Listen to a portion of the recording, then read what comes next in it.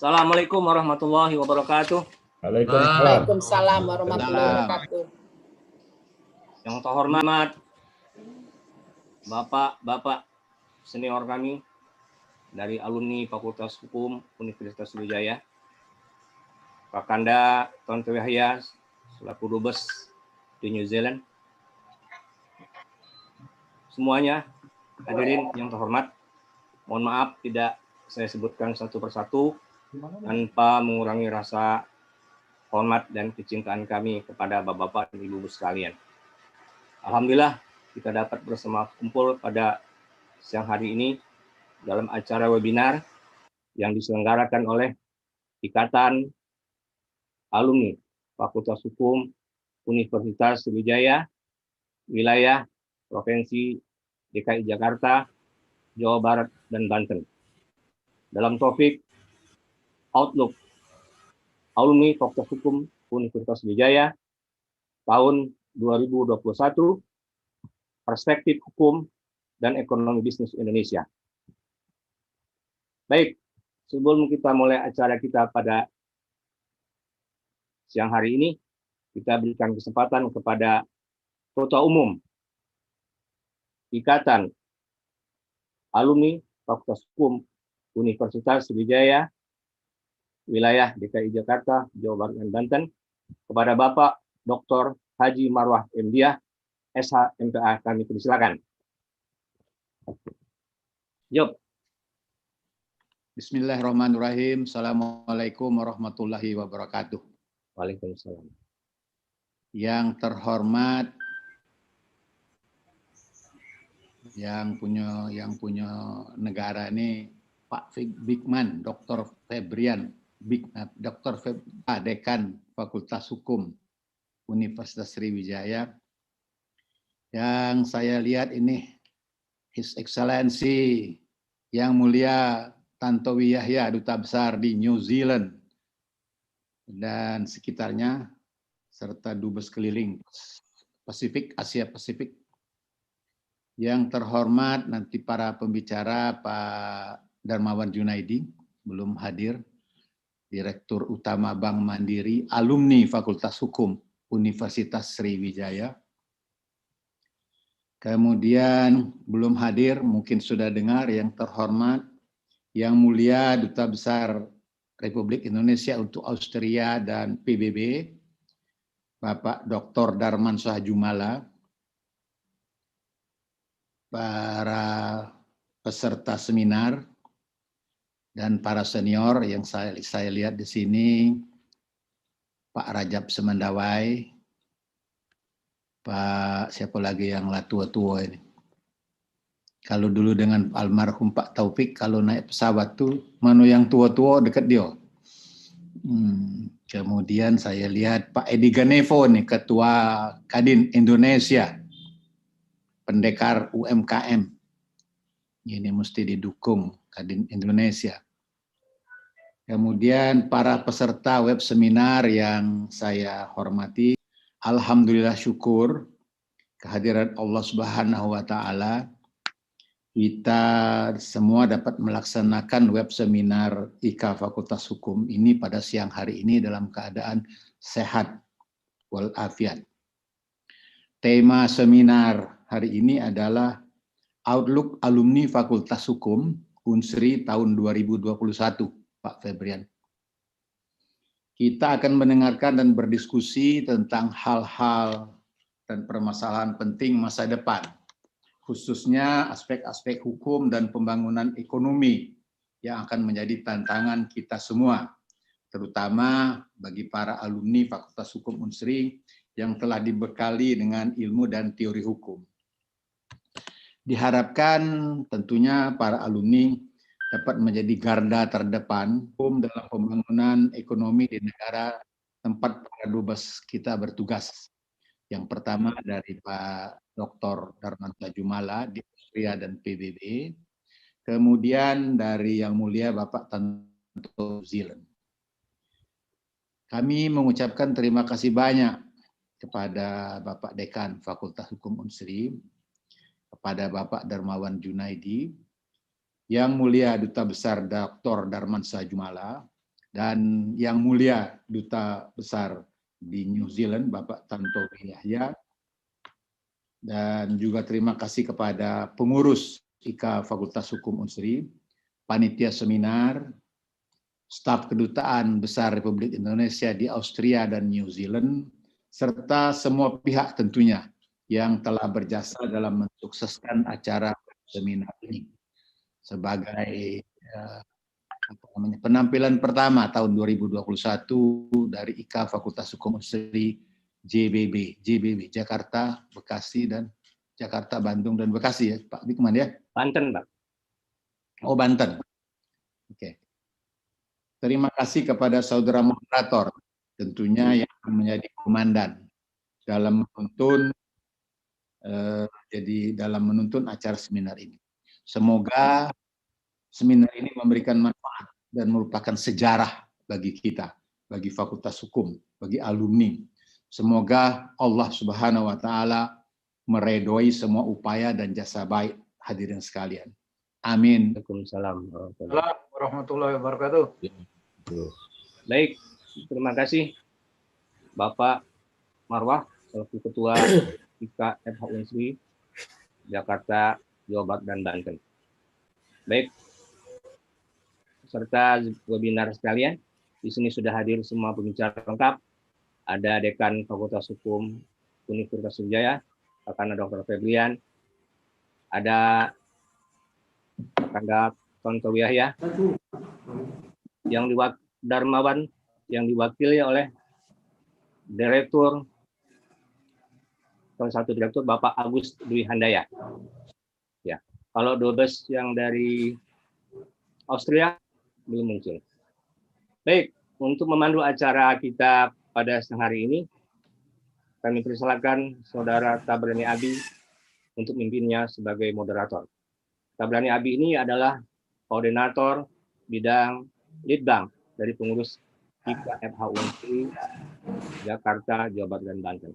Kepada Saudara Tabrani Abi kami persilakan. Assalamualaikum warahmatullahi wabarakatuh. Waalaikumsalam. Salam sejahtera buat kita semua. Yang terhormat Kando Tantowi Yahya, Duta Besar Selandia Baru, Samoa, dan Tonga, kemudian juga sekaligus menjabat Duta Besar Keliling Wilayah Pasifik. Yang terhormat Kando Dekan Dr. Febrian, kemudian juga yang terhormat Pak Agus ya, mungkin sudah hadir ya, Pak Agus Dini Handayana. Topik kita sebenarnya masalah perspektif hukum dan pembangunan ekonomi atau ekonomi dan bisnis. Nah, di masing-masing pembicara, konteks diskusi kita ya sebenarnya tidak juga bersifat kajian akademik ya, kemudian juga kita juga tidak juga berupa judgement atau penilaian terhadap suatu kebijakan pemerintah ya. Diskusi ini hanya memaparkan apa yang menjadi pandangan dari setiap pembicara. Di mana memang yang kita tahu ketiga pembicara ini memiliki background yang berbeda, meskipun hukum ini perspektif hukum dan ekonomi dari justru orang-orang yang background-nya bukan hukum ya, atau yang memang bergelut di bidang ekonomi. Contoh kayak Pak Darmansyah, kemudian Kak Kando Tantowi ya, itu kan hubungan antara hukum dan ekonomi. Pendidikan dengan Sinta 1. Sinta 1 itu hanya satu-satunya jurnal Sriwijaya Law Review dari Fakultas Hukum Universitas Sriwijaya. Penulisnya dari banyak negara dan memenuhi standar-standar internasional. Maksud saya adalah inilah yang sebenarnya bagaimana kita berakumulasi antara alumni dan juga lembaga yang kita cinta ini untuk kemudian bisa memberikan yang terbaik bagi bangsa ini. Jadi prestasi fenomenal ini dibicarakan luar biasa. Sehingga di Indonesia nama FH Unsri itu, kalau katalah kita ini berlari untuk mengejar ketertinggalan dengan teman-teman di Jawa, Sekarang rasanya tidak berlari betul lah. Sarana misalnya bisa saya sebut ini sudah digitalisasi semua. Ruangan-ruangan sudah digitalisasi. Stabil barangkali menjadi pegawai negeri sipil misalnya, amtenar atau aparatur penegak hukum. Tapi akibatnya Bapak Ibu, kata Pak Marwah tadi, ini kondisi sine qua non-nya adalah bahwasanya jurusan yang paling top di kita itu hanya 2 saja, pidana dan perdata. Jadi kalau Bapak Ibu tanya, rasio dosen kita 1/37. Jumlah mahasiswa kita hampir. Assalamualaikum warahmatullahi wabarakatuh. Salam sejahtera bagi kita semua. Pertama-tama izinkan saya mengucapkan selamat tahun baru 2021 untuk seluruh keluarga besar alumni Fakultas Hukum Universitas Sriwijaya yang tergabung secara daring pada webinar Outlook Alumni Fakultas Hukum Unsri tahun 2021. Semoga tahun 2021 ini akan lebih baik dari tahun sebelumnya. Kami hormati Bapak Dr. Haji Marwah MDiah SHMPA selaku Ketua Umum IKFA Unsri untuk Jabodetabek, Banten, dan Jawa Barat. Kemudian juga yang kami muliakan Bapak, bagaimana kondisi Undang-Undang Cipta Kerja yang mungkin relevan dengan konsep dengan bagaimana kerangka hukum di negara ini yang akan mudah-mudahan bisa kita selesaikan dengan baik sehingga Undang-Undang Cipta Kerja ini bisa optimal. Mungkin saya tidak akan membahas yang untuk prospek ekonomi secara detail. Mungkin saya mohon izin karena mungkin waktunya terbatas. Saya izin mungkin loncat sedikit ke digitalisasi perbankan. Bapak Ibu sekalian, perbankan di Indonesia ini memang kompetisinya sekarang bukan dengan bank lagi, tapi kompetisinya sekarang adalah dengan startup, dengan e-commerce. Sementara di satu sisi perbankan adalah industri yang sangat heavy regulation. Sementara di sisi lain, e-commerce maupun startup itu sangat lurus sekali dari sisi regulasi. Inilah yang kami hadapin, tidak adanya level of playing field. Jadi beberapa contoh. Malam ini didampingi oleh Adek Triana. Ini sengaja ku ajak karena beliau ini adalah alumni dari FH Unsri juga. Tahun berapa, Dek? Tahun 89, Pak. Nah, tahun 89. Nah, ini salah satu yang menjawab tantangan dari Pak Dekan tadi. Ada juga yang berkiprah di bidang diplomasi. Nah, Adek ini adalah satu dari 2 diplomat dengan pangkat tertinggi di KBRI Wellington. Jabatan dia adalah koordinator fungsi penerangan sosial dan budaya dan juga sebagai kepala kantor, kepala kanselerai istilah diplomatiknya di KBRI Wellington ini. Ini Adek, wong komering. Jadi kami di KBRI ini kalau ketemu dengan Adek, kalau ketemu orang lain, bahasa Palembang kami sini. Baik, sesuai dengan tadi arahan dari Kak Marwah, kemudian ditajamkan lagi oleh Dinda Tabrani Abi, maka dalam waktu kurang lebih kita usahakan paling lama 10 menit, maka harapan dari panitia ini dapat kami jawab melalui paparan yang segera akan kami mulai. Silakan, Bro. Jadi tema yang diberikan kepada kami itu adalah peranan hukum dalam kaitan pembangunan ekonomi di Selandia Baru. Sejak April 2017, aku ditugaskan oleh Presiden sebagai Duta Besar Republik Indonesia dengan 3 wilayah kerja, yaitu Selandia Baru, Samoa, dan Kerajaan Tonga.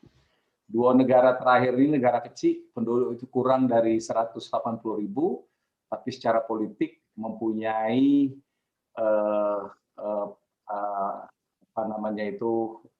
posisi yang penting terhadap Indonesia.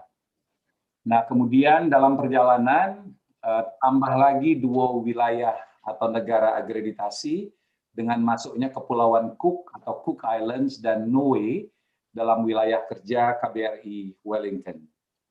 per 1 Januari 2020 dapat lagi satu mandat atau kepercayaan baru dari Presiden Jokowi untuk kami merangkap sebagai duta besar keliling Indonesia untuk wilayah Pasifik.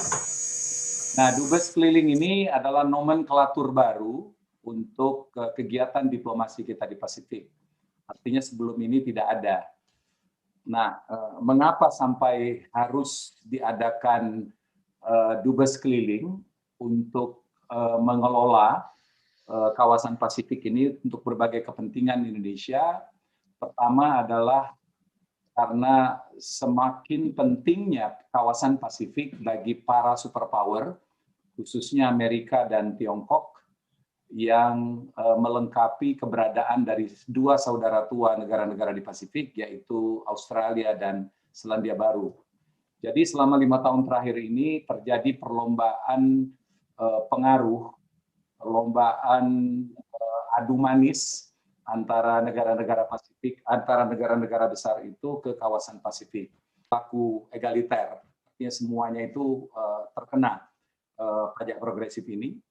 Aturan baku untuk semua jenis sektor usaha yang transparan dan mudah sekali diakses, karena salah satu negara yang e-government-nya sukses itu adalah Selandia Baru, makanya salah satu program dilakukan oleh Selandia Baru. Sebagaimana kita ketahui bahwa Selandia Baru adalah negara pertama yang dinyatakan sebagai negara yang sudah bebas dari COVID-free. Ya.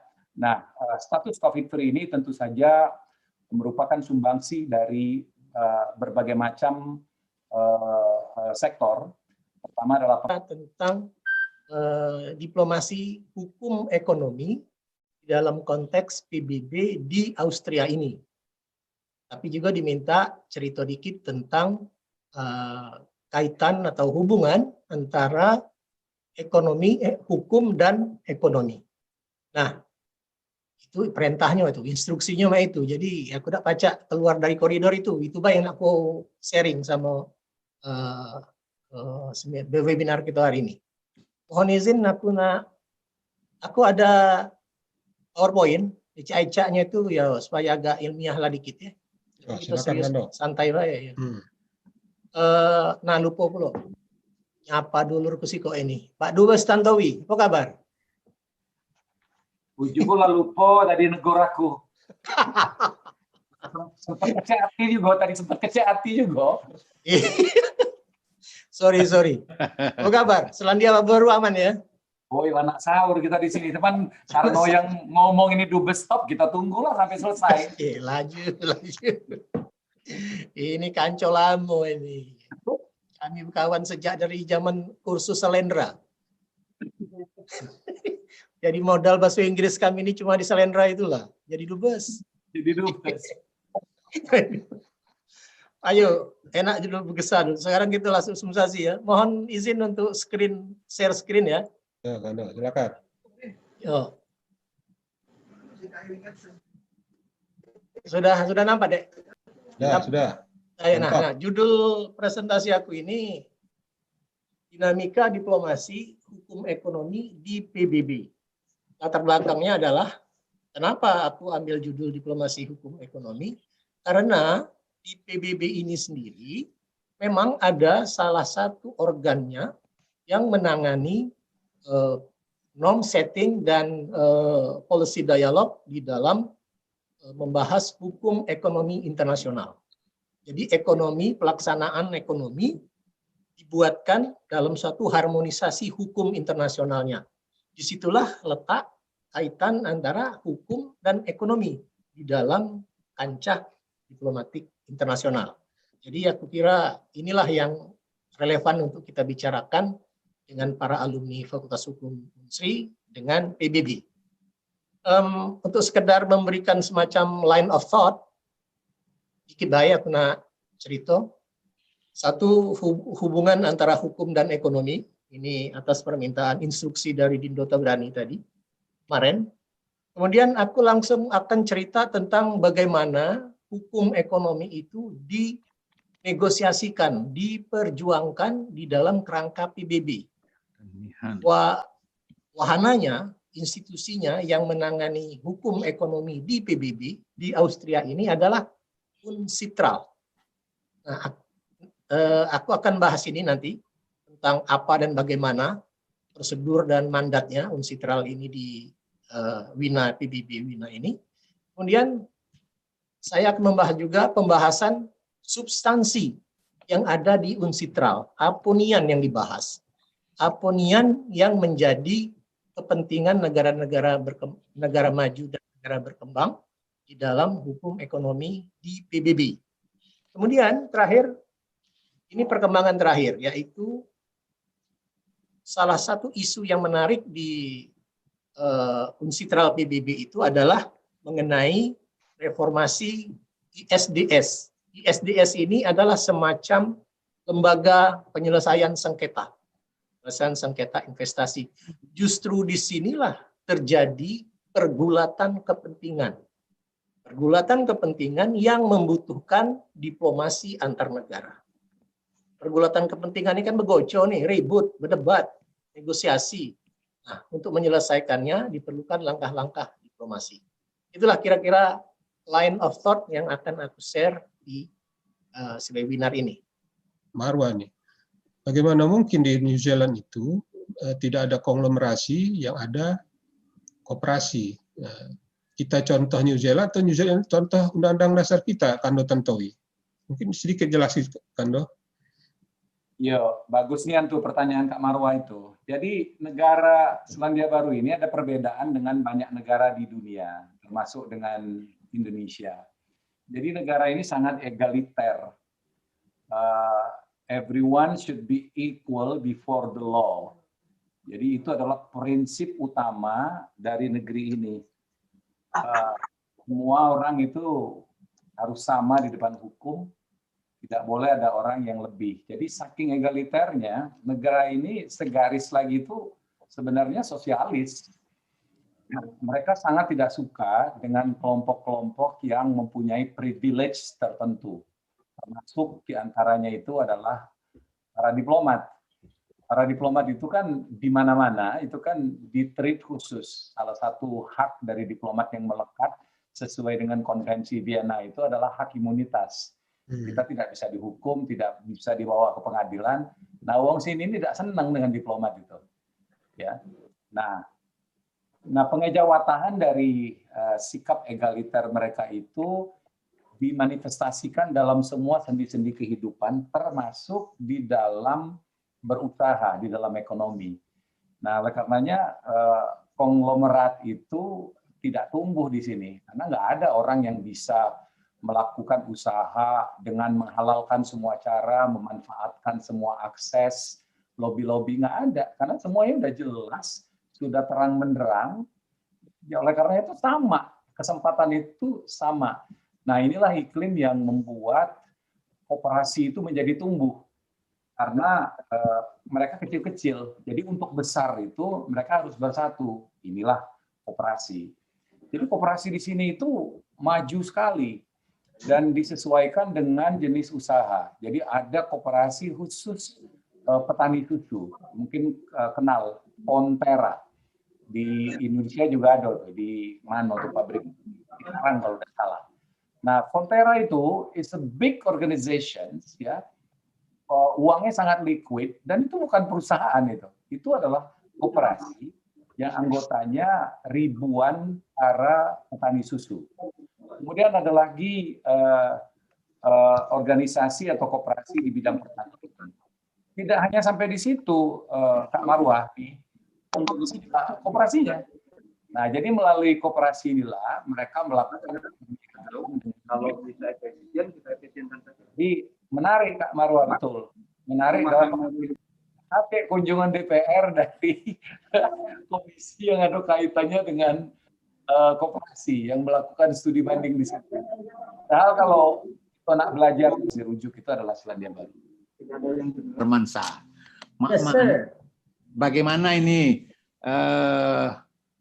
pengaruh dari Brexit-nya Inggris atas bagi masa depan Uni Eropa? Ada pengaruh enggak? Ada juga dampaknya ke Indonesia. Terima kasih. kalau Brexit ini kan baru baik diselesaikan secara resmi, perjanjian-perjanjiannya lebih beres. Nah, dampak, kalau kita lihat dampaknya, yang kelihatan sekali dampak hubungan antara ekonomi Inggris sama England itu menurut banyak pengamat yang akan lebih berdampak justru ekonomi Inggrisnya. Berpikir dari dulu mereka itu sebagai negara island state, mereka itu kan terpisah dari mainland. Terpisah dari mainland. Nah, karena terpisah dengan mainland itulah dia berpikir, ini latar belakangnya kan dok. Kenapa Inggris itu mau keluar? Sebenarnya ini terkait dengan dalam politik internasional itu geoeconomic perspective. Lihat dari geoekonomi, Brexit itu udah ogah-ogahan dari dulu. Inggris itu udah ogah-ogahan dari dulu. Pro kontra itu udah dari dulu. Sebab dia itu adalah negara island state yang terpisah dari mainland. Dalam politik ekonomi, dalam ekonomi pembangunan itu ada teori perdagangan, perputaran dan pergerakan barang dan manusia lebih banyak beredar di mainland daripada di daerah negara-negara yang archipelago state kayak Indonesia. Rumus kan dong dalam ekonomi pembangunan. Sebab apa? Perpindahan barang manusia jasa akan lebih mudah dilakukan dengan jalan darat, yaitu kereta api, dan lebih murah.